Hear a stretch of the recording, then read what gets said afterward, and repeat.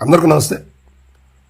ఆంధ్రప్రదేశ్లో ఈ మధ్యకాలంలో అంటే తమిళనాడు ఎన్నికలు జరిగిన దగ్గర నుంచి, ఎన్నికల హడావిడి దగ్గర నుంచి ఆంధ్రప్రదేశ్లో బెట్టింగ్లు కావచ్చు, ఆంధ్రప్రదేశ్కు సంబంధించినటువంటి నాయకుల్లో ఒక చర్చ మొదలైంది.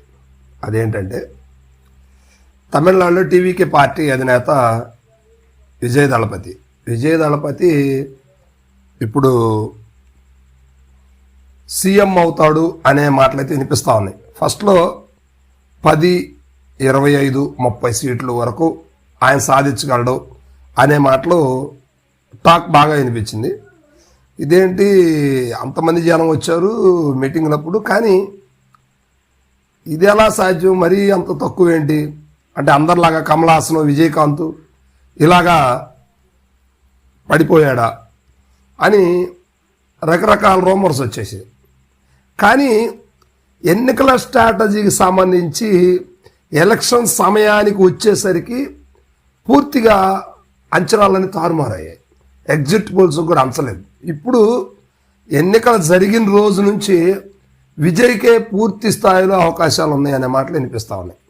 దగ్గర ఒక 85-90 నుంచి 120 నుంచి 135 దాకా టీవీకే పార్టీ విజయ్ సాధిస్తాడు అనే మాటలు వినిపిస్తూ ఉన్నాయి.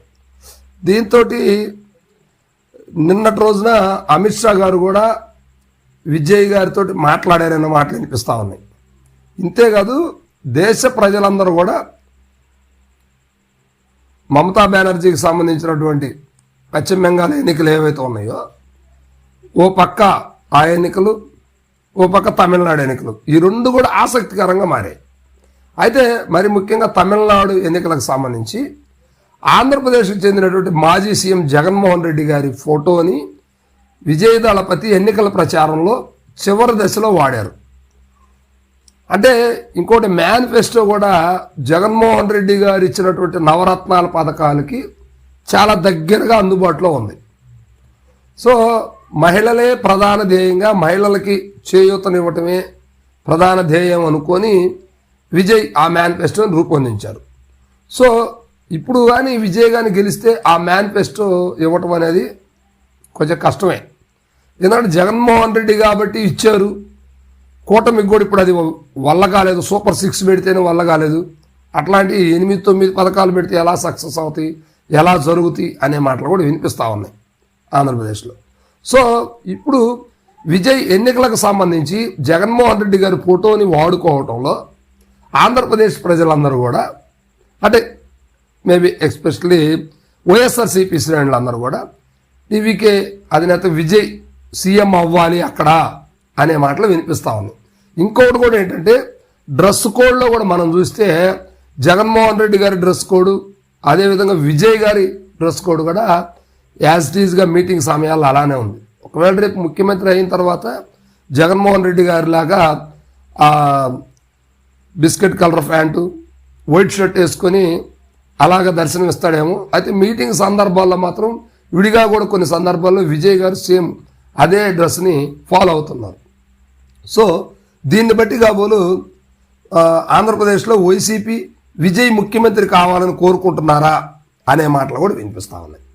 ఇప్పుడు జగన్మోహన్ రెడ్డి గారు విదేశాల్లో ఉన్నారు, విజయ్, స్టాలిన్ అందరూ కూడా ఈ ఎన్నికలు అయిపోయిన తర్వాత ఫారిన్ వెళ్ళిపోయిన పరిస్థితులు ఉన్నాయి. ఇప్పుడు వాళ్ళందరూ కూడా ఇతర దేశాల్లో ఉన్నారు. ఇప్పుడు జగన్మోహన్ రెడ్డి గారు ఈ అనుచర వర్గం అంటే వైఎస్ఆర్సీపీ అంతా కూడా విజయే ముఖ్యమంత్రి అవ్వాలి అని బలంగా కోరుకుంటున్నట్టుగా కూడా ఆంధ్రప్రదేశ్లో కనిపిస్తూ ఉంది ఒక రకంగా. మరి అంతే కదా, అదేగాక జగన్మోహన్ రెడ్డి గారికి విజయ్ గారికి కూడా సత్సంబంధాలు చాలా గతంలో మనం సోషల్ మీడియాలో చూసాం. ఇటీవల ఒక జగన్మోహన్ రెడ్డి గారి పెదనాన్న మనవడు గారి వివాహంలో కూడా విజయ్ గారు ఆ వివాహానికి రావటం, జగన్మోహన్ రెడ్డి గారితో హగ్గిచ్చుకోవడం, మాట్లాడుకోవడం కూడా జరిగింది. సో ఆ తర్వాత తెలుగుదేశం పార్టీకి చెందినటువంటి పలు నాయకులు కూడా జగన్మోహన్ రెడ్డి గారితో ముచ్చటించారు, కొంతమంది కౌగిలించుకున్నారు, మాట్లాడారు. సో దీన్ని బట్టి కూడా కూటమిలో కొంత అలజడి దిగింది. ఆ సందర్భంలో రకరకాల వార్తలు వచ్చాయి. ఇంకేముంది, కూటమిలో వాళ్ళందరినీ జగన్మోహన్ రెడ్డి గారు ఎత్తుకెళ్ళిపోతున్నాడు, అక్కడ తమిళనాడులో కూడా విజయ్ ఉన్నాడు, అక్కడ అంత నెట్వర్క్ చేస్తున్నారు, ఇంకేముంది కూటమి పని అయిపోయిందన్న మాటలు కూడా వినిపించాయి.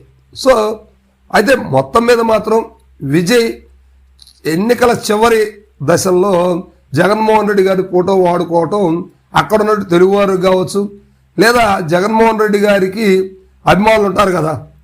దక్షిణాది రాష్ట్రాల్లో ఖచ్చితంగా కర్ణాటకలో జగన్మోహన్ రెడ్డి గారికి అభిమానులు ఉంటారు, తమిళనాడు కేరళలో కూడా ఉంటారు.